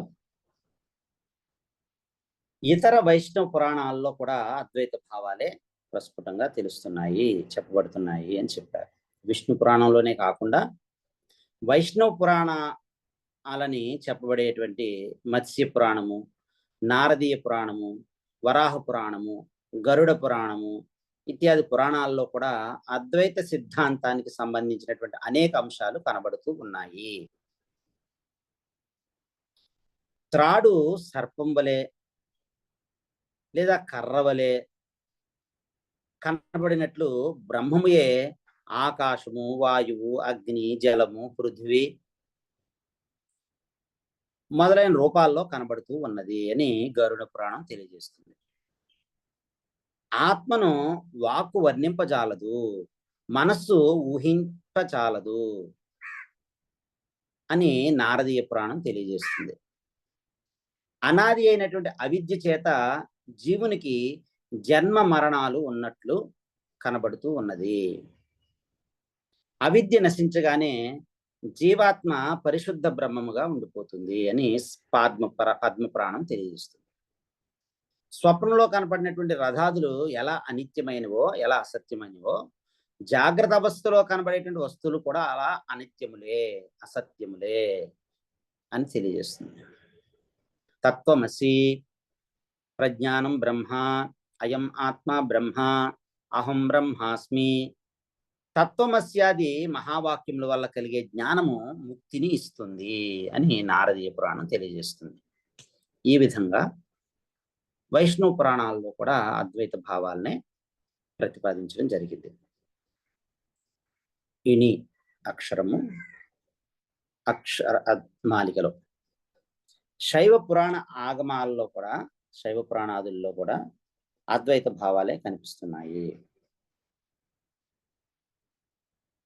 18 పురాణాల్లో 10 పురాణాలు శివ పారమ్యాన్ని బోధిస్తాయి. 18 పురాణాల్లో 10 పురాణాలు శివ పారమ్యాన్ని బోధిస్తాయి. ఈ పురాణాలన్నీ అద్వైత సిద్ధాంతానికి సంబంధించినటువంటి విషయాలతో నిండి ఉన్నాయి. బ్రహ్మముయే మాయగాను, జీవుడుగాను, జగత్తుగాను కనబడుతున్నది, అనిపిస్తుంది, కనిపిస్తుంది. సమస్తము బ్రహ్మమే. బ్రహ్మమే ఈ మాయా జీవ జగత్తుగా కనబడుతున్నది. బ్రహ్మము తప్ప మరొక వస్తువు ఏదీ లేదు అని సూత సంహిత మనకు తెలియజేస్తుంది. జీవ బ్రహ్మముల యొక్క భేదము కేవలం ఉపాధి కల్పితమైనటువంటిది, వాస్తవమైనది కాదు అని సూత సంహిత చెబుతుంది. జ్ఞానం వల్లనే మోక్షం లభిస్తుంది, కానీ కర్మ ధ్యానాదుల చేత లభించదు అని శివగీత తెలియజేస్తుంది. తమ ఆత్మ పరమాత్మ కంటే భిన్నమైనది అని అనుకునేటువంటి వారు పరమేశ్వరుణ్ణి చూడజాలరు. వాళ్ళ యొక్క ప్రయత్నాలన్నీ వ్యర్థములే అవుతాయి అని ఈశ్వర గీత తెలియజేస్తుంది. నీటిలో పోసినటువంటి నీరు నీటితో కలిసిపోయినట్లు యోగి పరమాత్మతో ఐక్యం పొందుతాడు అని మార్కండేయ పురాణం తెలియజేస్తుంది. బ్రహ్మముయే శాశ్వతమైనది, నిశ్చలము, దేశ కాలాదుల చేత అవచ్ఛిన్నము కాదు, అనవచ్ఛిన్నము. జగత్తు బ్రహ్మము మీద ఆరోపించబడినది అని వాయుపురాణం చెబుతుంది. బ్రహ్మం ఆధారంగానే ఈ జగత్తు ఆరోపించబడింది. ఈ జగత్తు ఆధారమైంది పరబ్రహ్మముయే. ఈ విధంగా శైవ పురాణాల్లో కూడా అద్వైత భావాలే చెప్పబడ్డాయి. త అనే అక్షరము. పాంచరాత్రాగమంలో అద్వైత భావాలు తెలియజేస్తున్నారు. ఇప్పుడు మనకు లభించేటువంటి పాంచరాత్రాగమ గ్రంథాలను పరిశీలిస్తే వాటి ప్రధాన ప్రతిపాద్య విషయము అద్వైతమే అని స్పష్టంగా తెలుస్తుంది. జీవుడు పరమాత్మతో ఐక్యాన్ని పొందటమే సాయుజ్యము, ఇది జ్ఞానం వల్లనే లభిస్తుంది అని పాద్మ సంహిత తెలియజేస్తుంది. అనాదిగా వస్తున్నటువంటి వివిధ సంస్కారాలతో కూడినటువంటి జీవుడు చివరికి జ్ఞానము చేత బ్రహ్మంతో ఐక్యం చెందుతాడు. ఈ ద్వైత ప్రపంచము మాయా కల్పితము అని జయ సంహిత తెలియజేస్తుంది. వాస్తవంలో భేదము లేదు అని తెలుసుకోవడం వల్ల మనస్సులో ఉన్నటువంటి భేదము అంతం అవుతుంది. అప్పుడు ఈ కల్పితమైనటువంటి ఈ మాయా సంసారము, అనిత్యమైనటువంటి సంసారము తొలగిపోతుంది అని బ్రహ్మ సంహిత తెలియజేస్తుంది. ఈ విధంగా పాంచారాత్ర ఆగమాల్లో అద్వైత భావాల్ని ప్రతిపాదించారు. ఠ అనే అక్షరము. వైఖానస విఖన మహర్షి చెప్పినటువంటి వైఖానస ఆగమాల్లో అద్వైత భావాలు. వైఖానస ఆగమాలు ప్రధానంగా ప్రతిదినము చేయవలసినటువంటి పూజా విధానాలు, దేవాలయ నిర్మాణము మొదలైనటువంటి విషయాల్ని ప్రతిపాదిస్తూ ఉన్నా అక్కడక్కడ జగత్ ఈశ్వరులకు సంబంధించిన విషయాలను కూడా ఈ వైఖానస ఆగమాల్లో చర్చించబడ్డాయి, చెప్పబడ్డాయి. మోక్షం కోరేటువంటి వాడు, ముముక్షువు, మోక్షం కోరేవాడు పరమాత్మయే సర్వవ్యాపి అని తెలుసుకుని తనకు ఆ పరమాత్మకు ఏ విధమైనటువంటి భేదము లేదని గ్రహించాలి అని వైఖానస గృహ్య సూత్రంలో చెప్పబడింది. పరమాత్మ శాశ్వతుడు, ఇంద్రియములకు అగోచరుడు, ఇంద్రియముల చేత తెలుసుకోలేనటువంటి వాడు, తెలుసుకొనజాలనటువంటి వాడు. పరమాత్మ సర్వవ్యాపి అని, పరమాత్మ తప్ప మరి ఏది లేదని శృతి చెబుతున్నది అని అత్రి సంహిత 31వ అధ్యాయంలో మనకి తెలియజేశారు. డ అనే అక్షరం. శైవ ఆగమాలలో అద్వైత భావాలు. శివుడు కానివాడు శివుడు కాజాడు, నరుద్రో రుద్రమర్చయేత్, శివుడు మాత్రమే శివుడు కాగలుగుతాడు అని జ్ఞాన ఉత్తర ఆగమం బోధిస్తూ ఉన్నది. నీటిలో పోసినటువంటి నీరు నీటితో కలిసిపోయినట్లు, పాలల్లో పోసినటువంటి పాలు పాలతో కలిసిపోయినట్లు జీవుడు శివుడితో కలిసిపోతాడు అని సుప్రభేదాగమం చెబుతూ ఉన్నది. వ్యాధుల యొక్క ఇండ్లలో పెరిగి, వ్యాధులు అంటే వేటాడి జీవించేటువంటి వారు, అలాంటి వ్యాధుల యొక్క ఇండ్లలో పెరిగి నిజస్వరూపం తెలియనటువంటి రాజకుమారుడు ఇతరులు వచ్చి చెప్పగా తన స్వస్వరూపాన్ని నేను రాజకుమారుణ్ణే అని తెలుసుకున్నట్లే జీవుడు గురువు యొక్క ఉపదేశానంతరము తన శివత్వాన్ని, జీవుడు తన యొక్క జీవత్వాన్ని మర్చిపోయి చివరికి శివత్వం పొందుతాడు అని కూడా ఈ సుప్రభేద ఆగమము మనకు చెబుతూ ఉన్నది. ఈ విధంగా ప్రధానంగా శివ పూజ, ఆలయ నిర్మాణాదులకు నిర్మాణం బోధించడానికి ఉద్దిష్టాలైనటువంటి శైవ ఆగమాల్లో అజ్ఞానావస్థలో భేదాన్ని బోధించినప్పటికీ చివరికి వాస్తవం మాత్రం జీవ శివముల యొక్క అభేదమే పరమార్థంగా బోధించబడింది. జీవ బ్రహ్మముల యొక్క ఏకత్వమే బోధించబడింది. జీవ శివముల యొక్క ఏకత్వాన్ని బోధించడం జరిగింది. ఘట అవచ్ఛిన్నమైనటువంటి ఆకాశం ఘటం పగిలిపోగానే మహాకాశమే అయినట్లుగా అంతఃకరణము నశించగానే అంతఃకరణ ఆవచ్ఛిన్నటువంటి జీవుడు ఈ శివుడే అయిపోతాడు. అంతఃకరణ ఆవిష్టుడైనటువంటి ఈ జీవుడు శివుడే అయిపోతాడు.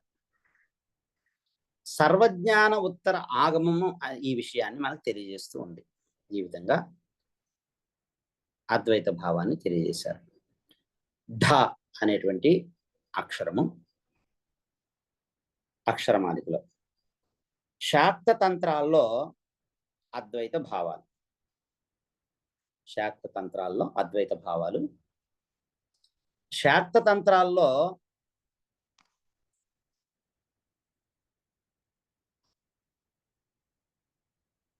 శాక్త తంత్రాల్లో కూడా అద్వైత సిద్ధాంతానికి సంబంధించిన ఎన్నో అంశాలు ప్రతిపాదించబడ్డాయి.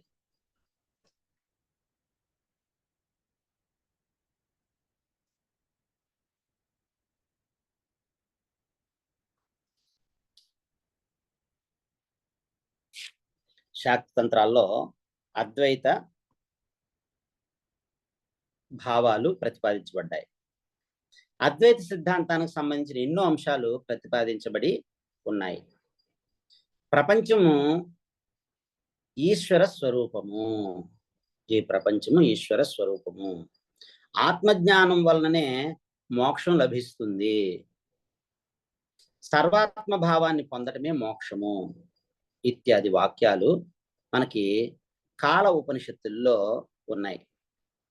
యథాశాస్త్రంగా దేవి ఉపాసన చేసినటువంటి వాడు దేవి అనుగ్రహం చేత తనకున్న పరిచ్ఛేదాలన్నీ తొలగి సర్వాత్ముడు అవుతాడు.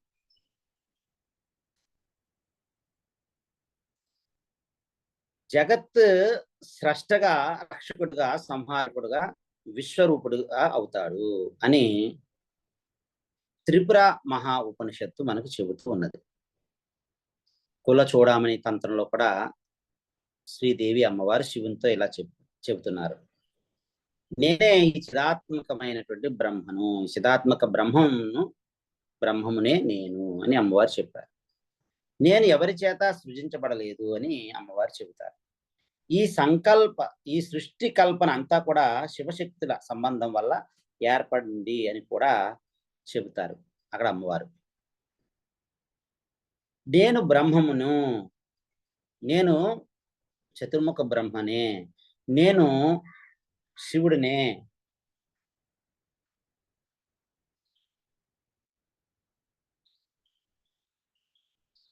నేనే బ్రహ్మను, శివుడు బ్రహ్మ, ఈ జగత్తంతా బ్రహ్మమే అని మరొక చోట కూడా శక్తి అమ్మవారు అంటారు.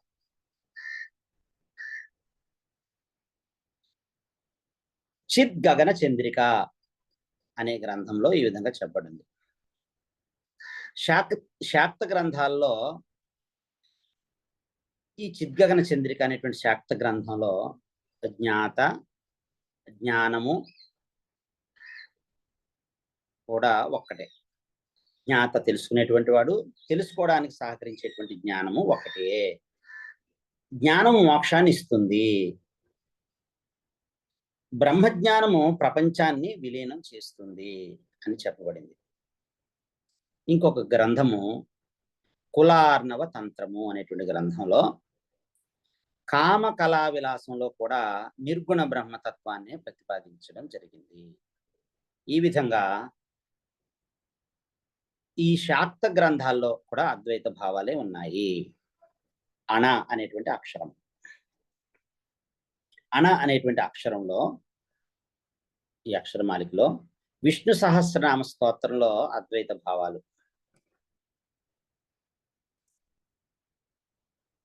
శ్రీమన్ మహాభారతంలో భీష్ముని చేత యుధిష్ఠిరునికి ఉపదేశించబడినటువంటి విష్ణు సహస్రనామ స్తోత్రం అనేటువంటి గీతలో సమానమైంది అని సూచిస్తూ, విష్ణు సహస్రనామము శ్రీమద్ భగవద్గీతతో సమానమైంది అని సూచిస్తూ శ్రీ శంకర భగవత్పాదుల వారు గేయం గీతా నామ సహస్రం, గేయం గీతా నామ సహస్రం అని శంకర భగవత్పాదుల వారు అన్నారు.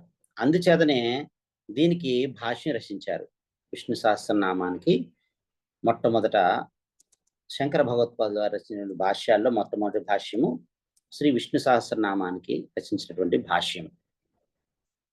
అందుచేతనే అనేక నామాలు శ్రీ విష్ణు సహస్రనామంలోని అనేక నామాలు విశ్వం, జ్ఞానగమ్య ఇత్యాది నామాలు అద్వైత తత్వ ప్రతిపాదకాలుగాను శివకేశవ అభేద బోధకాలుగాను ఉన్నాయి. ఈ విధంగా విష్ణు సహస్రనామంలో అద్వైత తత్వాన్ని, అద్వైత సిద్ధాంతాన్ని ప్రతిపాదించారు. త అనేటువంటి అక్షరం. శివ సహస్రనామ స్తోత్రంలో కూడా అద్వైత భావాలు ఉన్నాయి. శివ సహస్రనామ స్తోత్రము ఉపమన్యు మహర్షి చేత శ్రీకృష్ణ భగవానికి ఉపదేశించబడినటువంటిది. శ్రీమన్ మహాభారతంలోని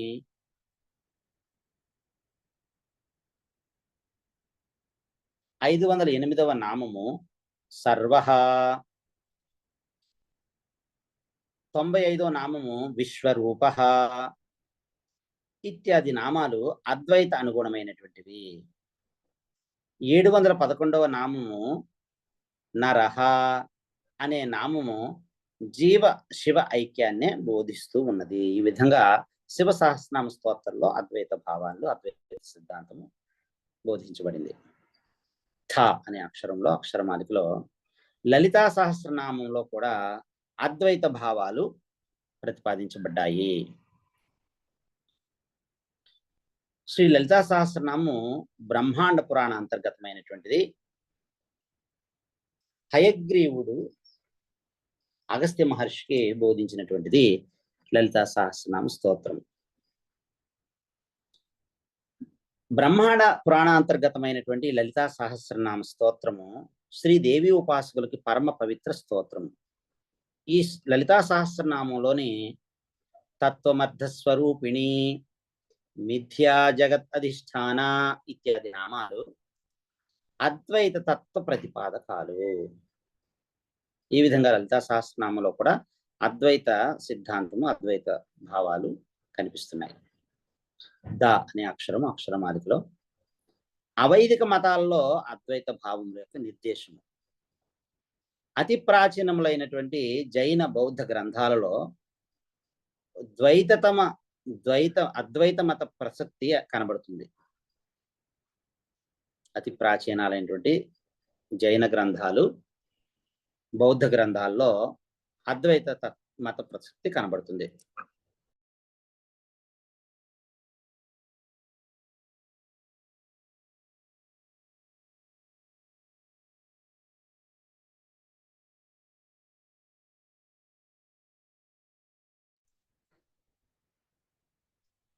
వేదవాద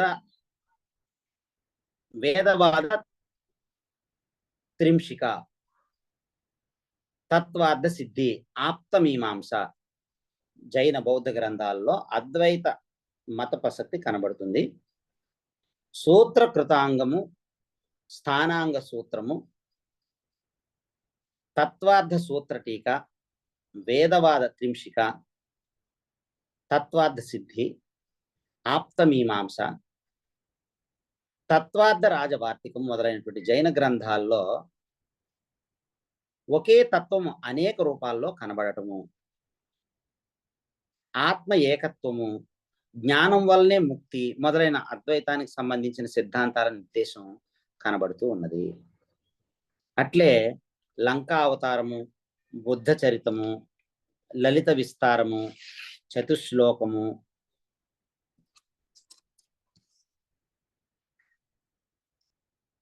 తత్వ సంగ్రహము మొదలైనటువంటి బౌద్ధ గ్రంథాల్లో అద్వైత సిద్ధాంతాలు నిర్దేశించబడ్డాయి. దీన్ని బట్టి ఔపనిషత్ సిద్ధాంతం అనగా అద్వైతమే అని జైన బౌద్ధుల యొక్క అభిప్రాయము అన్నట్లు సుస్పష్టం అవుతున్నది.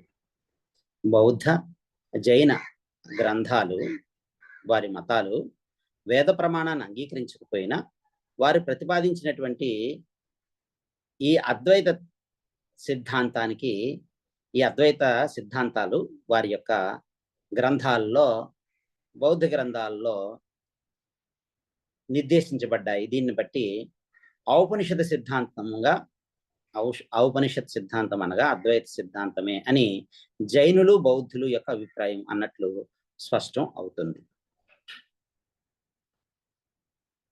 ధ అనే అక్షరం అలంకార శాస్త్రంలో అద్వైత భావాలు, అలంకార శాస్త్రంలో రస సిద్ధాంతము చాలా ప్రధానమైంది. జగన్నాథుడు,